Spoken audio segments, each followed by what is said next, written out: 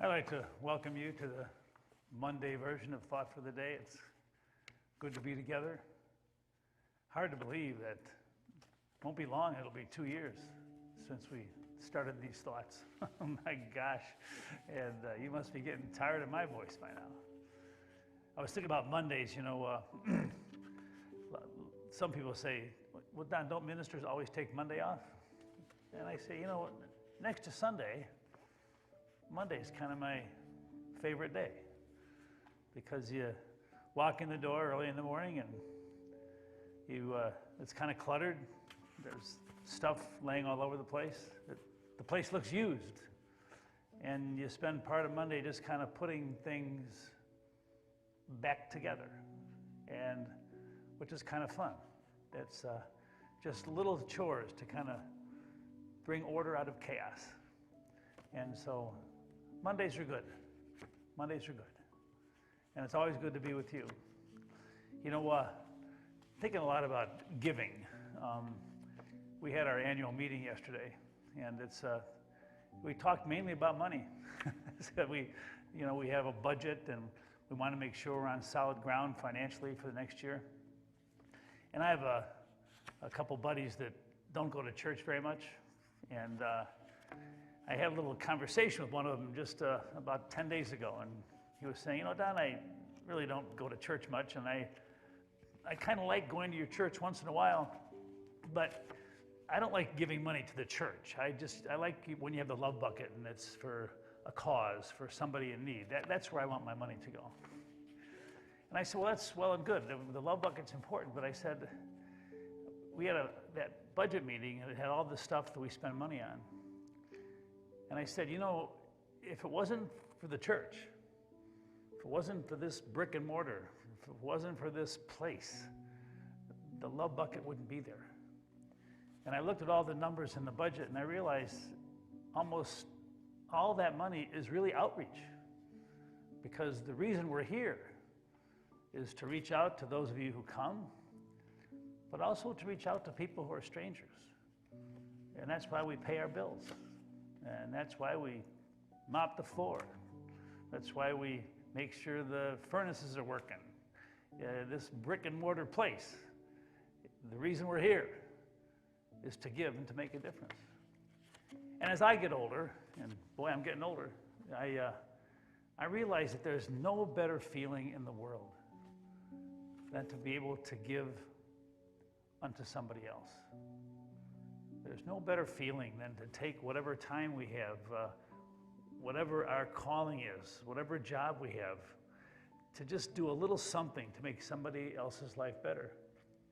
And I also know that as I get older, receiving gifts, intangible gifts, is really the greatest thing in the world. You know, I don't need stuff, but just to receive an act of kindness, to receive a thank you, to when somebody is courteous, when somebody builds you up, those are the kind of gifts that just make me smile and make me just want to walk tall.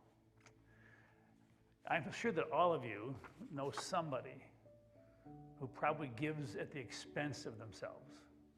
You know, there are some people, and I can think of some people right now, that give and give and give and work and serve others, and they really don't take care of themselves. My mom was like that, you know, and she was a beautiful soul. She died kind of young, but she just was always doing something for somebody else. And once in a while I said, Mom, you got to take care of yourself too.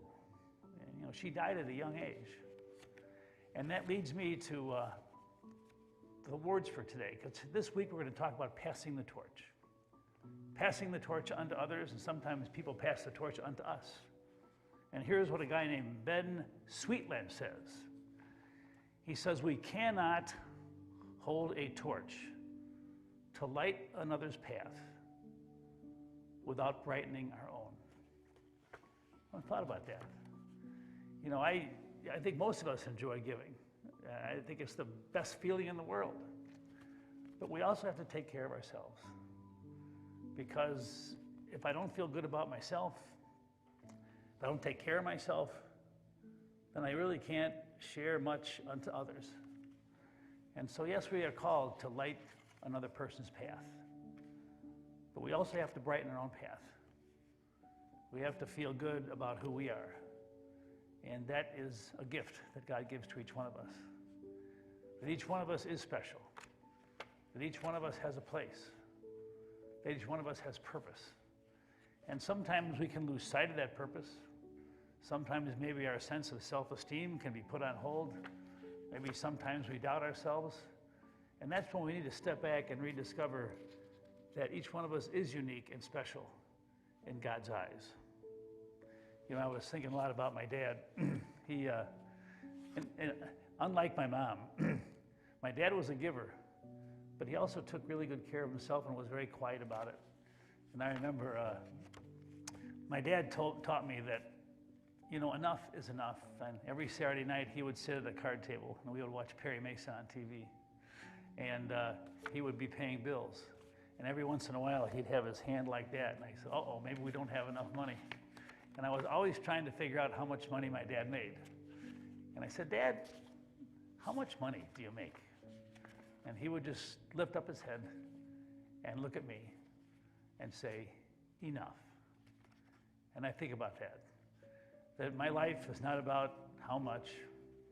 My life is not about how much I get. My life is about discovering that I have enough. And if we have enough, then we can take that enough and share it with others and make a difference. Yes, in a way, I think of my mom and dad, and they kind of passed the torch on to me, and now I have to pass the torch on to somebody else. But we all have that purpose, and somebody passes that torch to us. And now our calling is to take that torch of goodness and kindness and generosity, and pass it on to others. And that's the gift. That's why we're here. That's why we do what we do. And that's why we get together on Monday and Wednesday and Friday, and I just enjoy so much being with you. God bless you. I will talk to you on Wednesday.